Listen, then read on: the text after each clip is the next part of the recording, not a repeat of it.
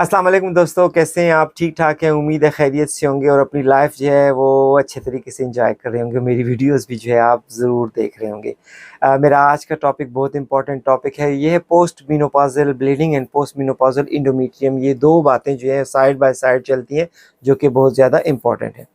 सबसे पहले ये कि पोस्ट मेनोपॉज़ल में जो है वो ब्लीडिंग होती है या पोस्ट मेनोपॉज़ल जो एंडोमेट्रियम है वो डिपेंड करती है कि वो ख़वातीन जो कि एचआरटी ले रही हैं। एक्सोजेनस हार्मोन या जिसे एचआरटी कहते हैं, ये इसलिए ली जाती हैं ताकि पेशेंट के दो सिम्पटम्स, एक तो ये उसको ऑस्टियोपोरोसिस की जो स्टेजेस हैं उससे रोका जा सके, और दूसरा ये उसकी पोस्ट मेनोपॉज़ल सिम्पटम्स जो हैं वो एलिविएट की जा सके। तो इस दो मकासद के लिए जो एचआरटी दी जाती है। एचआरटी जो है वो लॉन्ग टर्म के लिए नहीं दी जाती, क्योंकि लॉन्ग टर्म में जितनी भी एचआरटी है उससे जो है थ्रोम्बोएम्बोलिज्म, स्ट्रोक, ब्रेस्ट कैंसर का जो है वो ख़तरा होता है, एंडोमेट्रियल कैंसर का ख़तरा होता है। तो इसलिए जो है ज़्यादा लॉन्ग टर्म के लिए नहीं दी जाती, शॉर्ट टर्म के लिए दी जाती है, ताकि पेशेंट के जो सिम्पटम्स हैं ऑस्टियोपोरोसिस के और उसके साथ साथ जो है पोस्ट मेनोपॉज़ल सिम्पटम्स जो है वो एलिविएट किए जा सकें, उसको ख़त्म किया जा सके।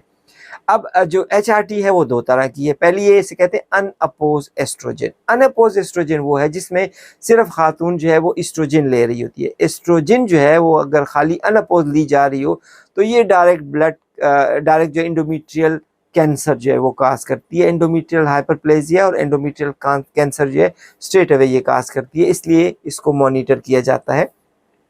वो ख़वातीन जो कि अनअपोज एस्ट्रोजन ले रही हैं, तो अल्ट्रासाउंड पे आपको इसकी एंडोमेट्रियम जो है वो less than 3 millimetre, less than 5 millimetre तक होनी चाहिए। उसमें कभी भी एंडोमेट्रियम थिक नहीं होती।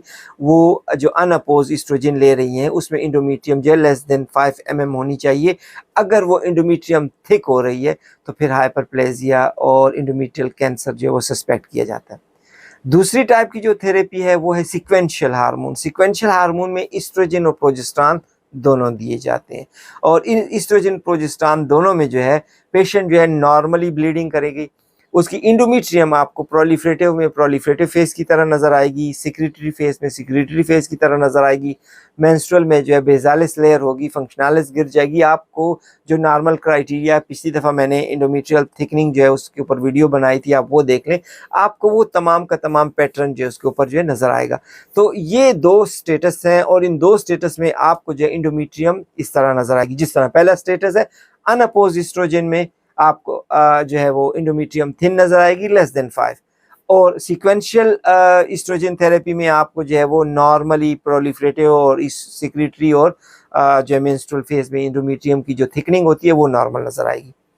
अब इसके साथ जो तीसरा पॉइंट है वो ये है कि वो ख़वातीन जो टिमोक्सिफिन ले रही हैं, टिमोक्सिफिन ऐसी ड्रग है जो ब्रेस्ट कैंसर के लिए यूज़ की जाती है, तो उसमें जो है वो ईस्ट्रोजन मौजूद होता है। इसलिए वो तमाम जो रूल है वो अप्लाई टिमोक्सिफिन पे होता है कि आपने एंडोमेट्रियम थिकनिंग देखनी है। Endometrial thickening should never been more than 5 millimetre, it should have been less than 5 millimetre. तो उससे लेस देन 5 मिलीमीटर में होने चाहिए, पहली बात। दूसरी बात ये, टिमोक्सिफिन लेने से एंडोमेट्रियम में कुछ चेंजेस आते हैं, और उस चेंजेस को हम कहते हैं सिस्टिक चेंजेस।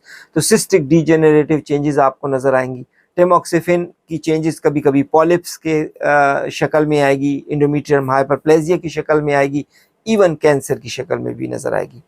अब जो पोस्ट मेनोपॉज़ल ब्लीडिंग है, पोस्ट मेनोपॉज़ल ब्लीडिंग जो है उसको हम कंसिडर करते हैं और हम उसमें इंडोमेट्रियम देखते हैं। अगर इंडोमेट्रियम जो है वो लेस देन 5 मिलीमीटर है तो आप ये श्योरिटी होती है कि ये नॉन कैंसरस प्रोसेस है और इसके अंदर कोई कार्सिनोमा नहीं है। और अगर इंडोमेट्रियम थिकनिंग ज़्यादा है तो कैंसर को सस्पेक्ट किया जाता है।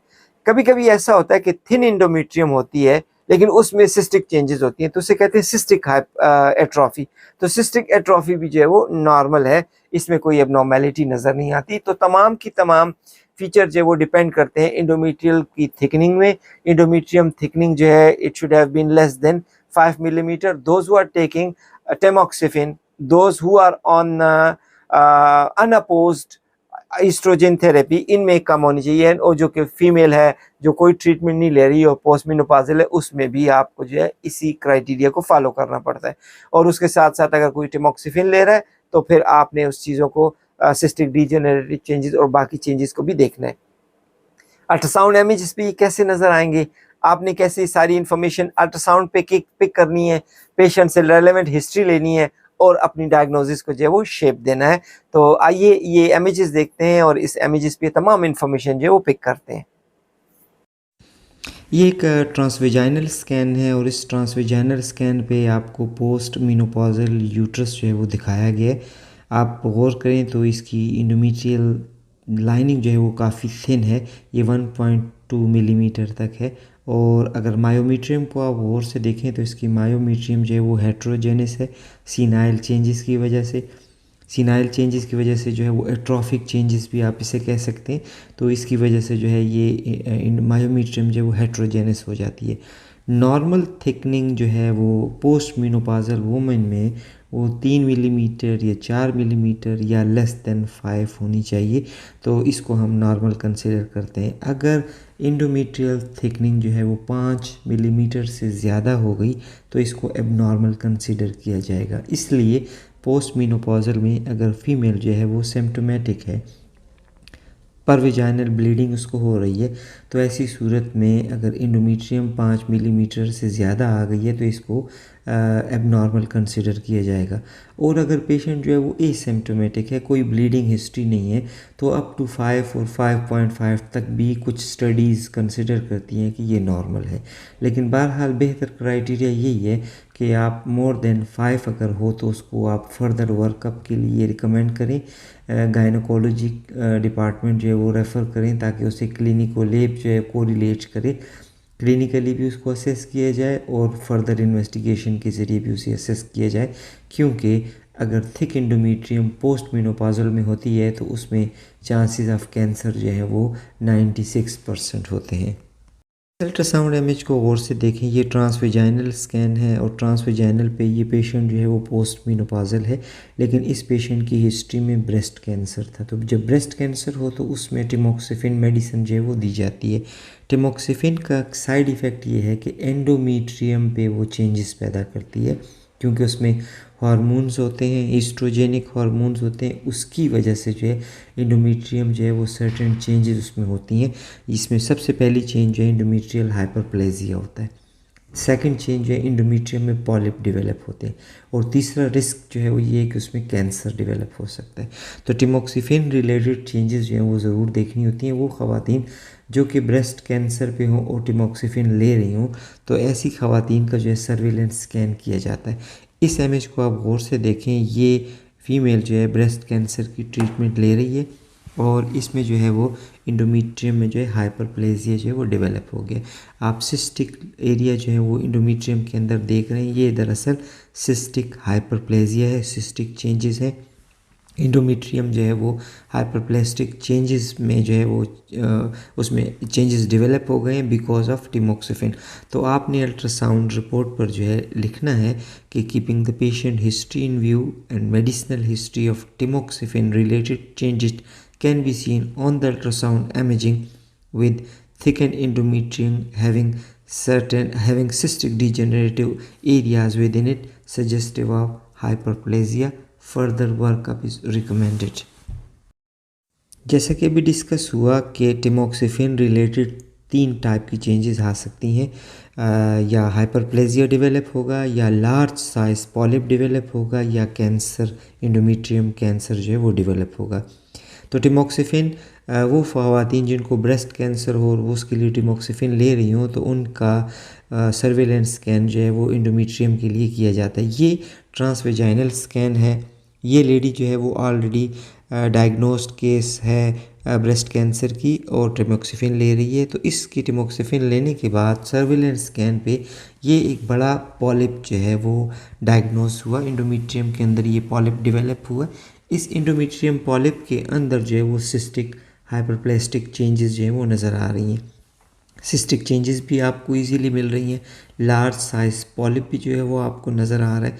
ये टिमोक्सिफिन रिलेटेड चेंजेस हैं। आपने अल्ट्रासाउंड रिपोर्ट पे लिखना है कि पोस्ट मेनोपॉजल यूट्रस जो है with distended endometrial cavity, a large size polyp is seen, आप उसकी मेजरमेंट देंगे with central cystic hyperplastic changes suggestive of tamoxifen related large polyp with cystic degenerative changes. Further workup is suggested, gynae referral is also recommended. Post menopausal endometrial की जो thickening है वो 3 से 5 millimetre तक होनी चाहिए। आप इस इमेज को गौर से देखें, ये ट्रांसवेजाइनल इमेज है, पोस्ट मिनोपॉजल यूट्रस है। यूट्रस जो है वो ऑलरेडी एनोटेशन दी हुई है, सर्विक्स की अलग एनोटेशन दी हुई है और थिक इंडोमेट्रियम की एनोटेशन आपको नज़र आ रही है। लेकिन ये इंडोमेट्रियम जो है वो 3 से 4 सेंटीमीटर तक थिक है और ये इकोजेनिक है।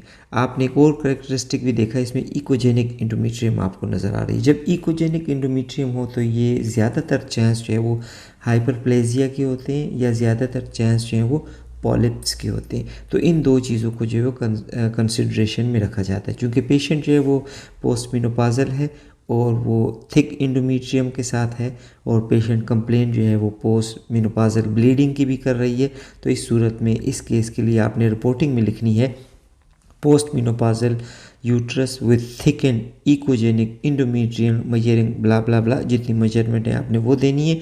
उसके बाद आपने रिकमेंड करना है कि एमआरआई स्कैन इसका किया जाए ताकि एसोसिएटेड एरियाज को भी गौर से देखा जा सके। और फिर इसके बाद बेस्ट ट्रीटमेंट ये है कि इसका क्यूरेटिज किया जाए, इंडोमेट्रियम की बायोप्सी की जाए और बायोप्सी पे ये डायग्नोस किया जाए हिस्टोपैथोलॉजिकली।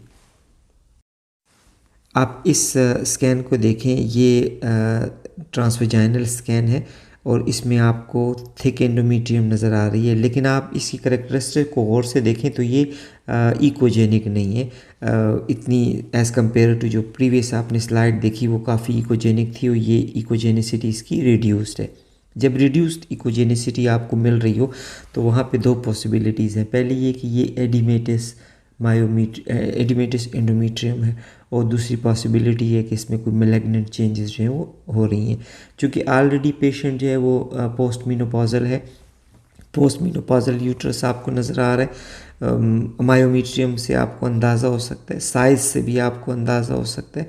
तो ये पोस्ट मिनोपॉजल चेंजेस आप जब देख लें तो इंडोमेट्रियम की थिकनिंग आप जब लिखते हैं तो आपने लिखना होता है कि post menopausal uterus with thick and endometrium. आप थिक एंड इंडोमेट्रियम देंगे with likely possibilities of hyperplasia, polyp, endometrial carcinoma. Further investigation should be carried out to rule out any malignant potential. तो MRI जो है वो बेहतरीन है क्योंकि soft tissues MRI पे बड़े अच्छे तरीके से नज़र आते हैं और उसके बाद इवेंचुअली आपको जो है वो क्यूरेटिज करना पड़ता है, इंडोमेट्रियम बायोप्सी लेनी पड़ती है कि बायोप्सी पे हिस्टोपैथोलॉजिकली आपको जो है उसके अंदर मैलिग्नेंट सेल नज़र आ रहे हैं या नहीं।